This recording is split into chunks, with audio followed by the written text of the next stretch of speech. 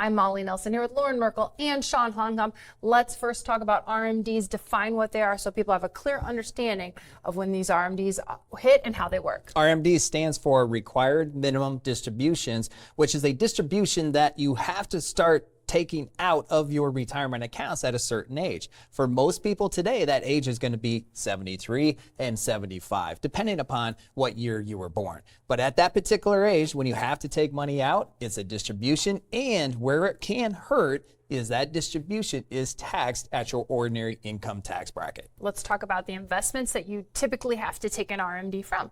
The RMDs are going to apply to any of your pre-tax balances that you have saved for retirement. So think about those accounts, your traditional 401k, your traditional IRAs. You've never paid taxes on any of those balances. So the IRS is going to force you, when you hit that RMD age, to start taking those distributions. The IRS wants their tax revenue. Yeah. They don't want you to defer that, let it grow. grow. Never paid taxes on it before. You bet. They're not going to allow you to let it defer and grow forever. So they're going to force you to take these out. So you've got to think about it. It applies to any pre-tax savings that you have for retirement. And how much do you have to take out? Depending upon your age, but at the start, let's say your RMD age is 73, there is an IRS table that you have to use, but essentially it equates out to about 3.65% of prior year ending balance. So if your prior year ending balance was $100,000, then you need to take out about $3,650 that year. And then it increases. So each year, that percentage that you have to take out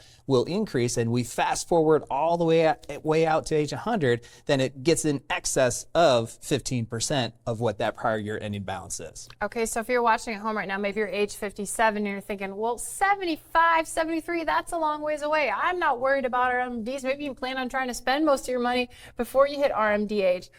But guess what? There is a reason to care. And that reason is because you can kind of be humming along, cooking along in your 60s, paying a manageable tax bill. And the trap happens when the RMDs hit, and all of a sudden you get the tax bill, Chawn, and you're up in one of those higher tax brackets. It's the nature of planning, and failing to plan is planning to fail. Even though you're 57, you're here in the ages of 73 and 75, and you're maybe stop listening to us because that's so far down the road, but the time goes by quickly.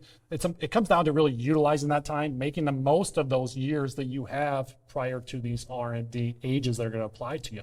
So you want to have that plan in place. It really comes down to having the information. If you don't do any planning, you don't have the information, then you're not even thinking about RMDs, and then you do get closer and closer. You don't have as much time to implement certain strategies that can put you in a stronger position. So RMDs may or may not be a problem for you. Some people, they have a plan where they're going to need to take more than that out anyway.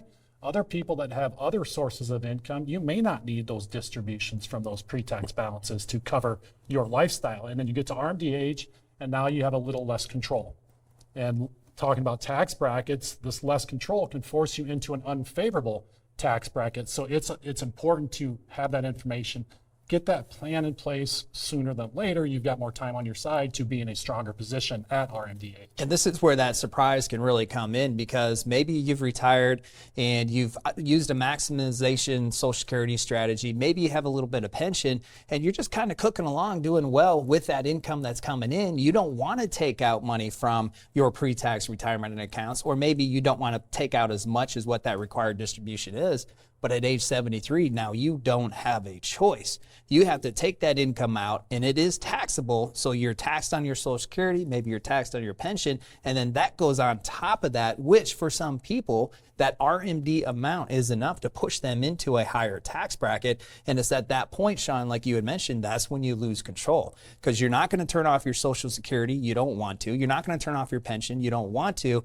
And now you have to pile that RMD on top of it. And now you're in this tax bracket forever unless you apply some tax strategies, and ideally the sooner the better. Okay, that's a good outline of how the trap works, but we want to help you avoid the trap. So let's break it down and first start with one thing I can do to avoid this RMD tax trap. To me, it starts with having that long-term tax plan. Really the mindset right now is that you look at the current year and you try to win that year from a tax standpoint. What we do as retirement planners, we help people give them that viewpoint of what the long-term looks like, meaning we're going to have a 20 or 30 year retirement journey. The plans we build, it gives us that viewpoint of what those years look like, what potential taxable income might you be at in the future.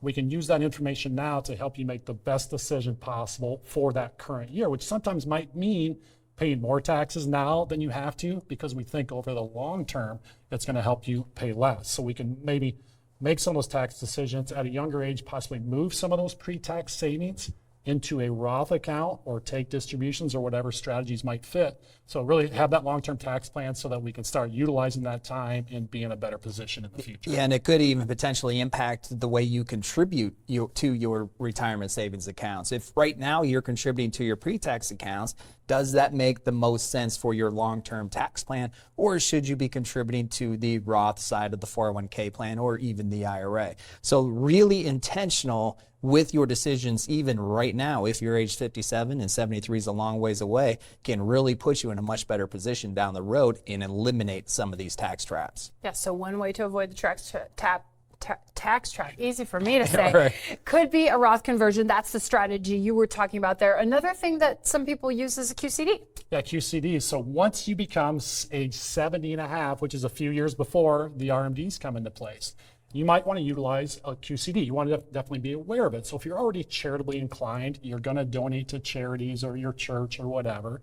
Prior to age 70 and a half, you've got to take that distribution, get taxed on it, and then decide how much you're going to donate to those organizations.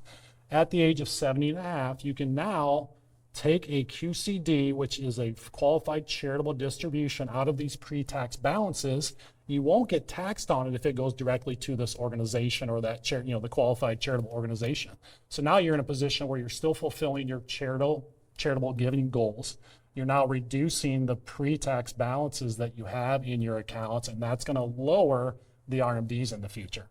Okay, so we talked about Roth conversions, we talked about QCDs again, those are in your 70s, but I think the thing you can do right now, really if you're 57 or older, is start thinking about the tax bill as a long-term payment. You have to create that long-term tax plan because the stakes are very high. I mean, if you just look at what you have saved going into retirement in the pre-tax accounts, let's just say it's $1 million. Over the course of your 25-year retirement, you might pay, your retirement tax bill could be in excess of $500,000. So now it's a matter of how do you decrease that? And by looking long term, you can implement strategies today or in the short term to really help impact that and decrease that $500,000 or whatever your potential retirement tax bill is to get it lower.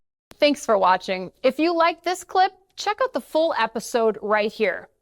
We'd love to keep you in the loop. Hit subscribe to be connected with other pre-retirees just like you who are looking for engaging and entertaining retirement strategies.